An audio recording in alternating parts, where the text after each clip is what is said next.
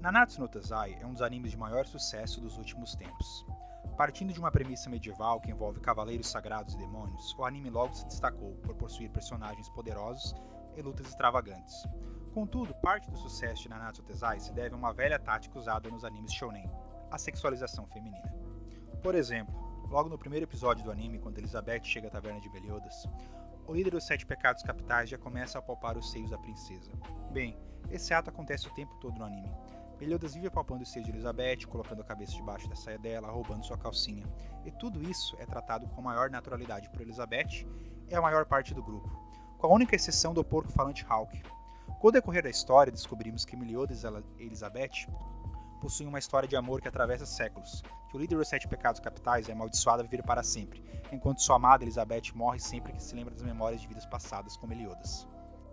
Ainda assim, os atos de Meliodas não são justificáveis. Ele apalpa uma mulher que não tem consciência das histórias que ambos têm, sem consentimento algum. Elizabeth não é a única personagem feminina que passa por essas situações.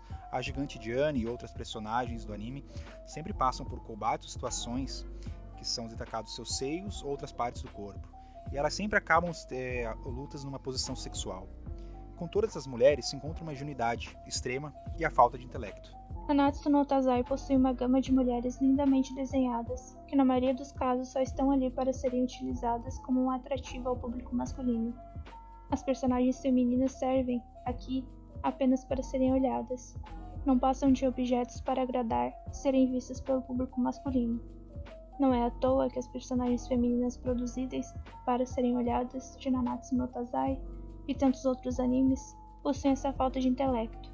Segundo Laura Mulvey, não é de hoje que as mulheres, numa sociedade patriarcal, exibam sua aparência em filmes, ou animes nesse caso, para emitir um ar erótico e visual. Pouco importa qual é a trajetória da mulher na história, ela está ali para provocar, para ser amada e cuidada pelos homens. Não apenas entre os personagens, mas essa imagem provocativa e erótica também chega a quem está assistindo, e por isso essas personagens acabam tornando-se tão populares e mais vistas em shounens. Como é o exemplo de One Piece. Ao observar as mudanças que os traços das personagens femininas de One Piece recebem, principalmente na transição em relação aos seios, é evidente o quanto esse apelo ao corpo feminino é parte essencial no sucesso de animes shonens. O mangaka de One Piece, Eiichiro Oda, já revelou em entrevistas que mudou o traço dessas personagens devido a conselhos de outros mangakas, o alertando que assim seus personagens fariam mais sucesso. Os corpos femininos esbeltos que aparecem em One Piece existem de fato na nossa sociedade. O problema aqui está em outro lugar.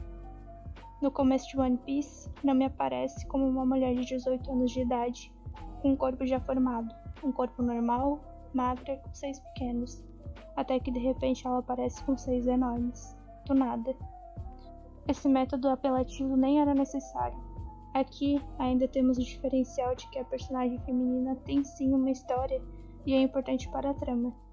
Nami já tinha uma emocionante história de origem e ela é sem dúvida a figura mais importante da tripulação dos Chapéus de Palha. Sem ela, eles nunca chegariam na Grand Line, ou desbravariam outros mares. Ainda é preciso destacar que, ainda que Eiichiro Oda use desse método apelativo em One Piece, suas personagens femininas são fortes, importantes narrativamente e possuem intelecto, algo que não se vê muito em Nanatsu no Taizai. Outra manifestação da importância desse apelo sexual das personagens femininas em animes está no enorme hate que o fandom de Naruto tem sobre Sakura. É muito comum ver posts de fãs falando como Sakura é inútil para a narrativa de Naruto, o que de fato ela não é, muito pelo contrário, está longe de ser. Na primeira parte do anime, ela não tem muito destaque, mas na segunda ela é uma personagem de grande relevância sim. É ela que salva Kankuro, é ela que derrota Sasori, é ela que lidera os atendimentos aos feridos durante o ataque de Penha Konoha, é ela que descobre quem é o espião infiltrado no posto médico durante a Quarta Guerra Ninja, é ela que mantém Naruto vivo após a raposa de 9 caudas ser tirada do seu corpo, é ela que dá o golpe que permite que Naruto e Sasuke selem a deusa Kaguya. Curioso é o fato que personagens como Hinata e Ino, que têm importância narrativa inferior, não são tão criticadas como Sakura, pois ambas têm formas femininas mais chamativas, peitos, bunda e quadris mais volumosos, enquanto Sakura tem um corpo mais magro. O fandom de Naruto não critica Sakura com a base de uma crítica narrativa, mas sim com uma base de estética apelativa da sexualização dos corpos femininos. Prova disso é que Sakura e sua mestre Tsunade têm basicamente todas as mesmas habilidades, os mesmos poderes. Contudo, a segunda não é criticada dessa forma, por ter atributos apelativos ao público masculino. Sakura acaba representando, então, uma ameaça ao ego masculino, já que ela, sem sua representação erótica no anime, tampouco pode ser, de certa forma, visto como um mero objeto, para ser olhado pelo público masculino. Pela maneira como Sakura é retratada, os homens não conseguem se colocar dentro da história para torná-la seu fetiche, seu objeto sexual, como é o caso de outros personagens como Hinata, Ino ou até mesmo a Tsunade. Contudo, ainda há animes shounens que conseguem fugir dessa lógica apelativa da sexualização do corpo feminino, como é o caso de Inuyasha.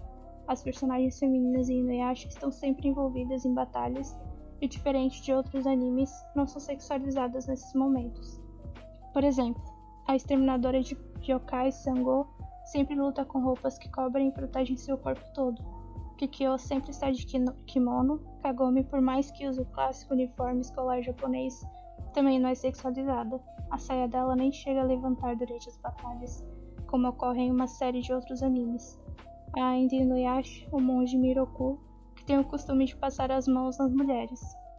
Porém, diferente de Nanatsu no Taizai, em que quase todo o grupo passa pano para as atitudes pervertidas de Meliodas, em Inuyasha Miroku é repreendido o tempo todo por seus amigos, principalmente por Inuyasha, que é outro homem e acha as atitudes do monge ridículas. É importante destacar que a não sexualização das personagens femininas em Inuyasha pode se dar por um fator bem simples. Inuyasha, diferente da maioria dos shonens, é escrito por uma mulher. A mangaka Rumiko Takahashi abre mão de personagens sexualizadas e investe na construção de narrativas com mulheres fortes, que possuem uma narrativa realmente relevante. É óbvio que existem outras autoras que usam a sexualização feminina como meio de conquistar o público. Porém, em Inuyasha, encontramos um exemplo de consciência de gênero, que não ousa se render a uma sociedade de estrutura patriarcal.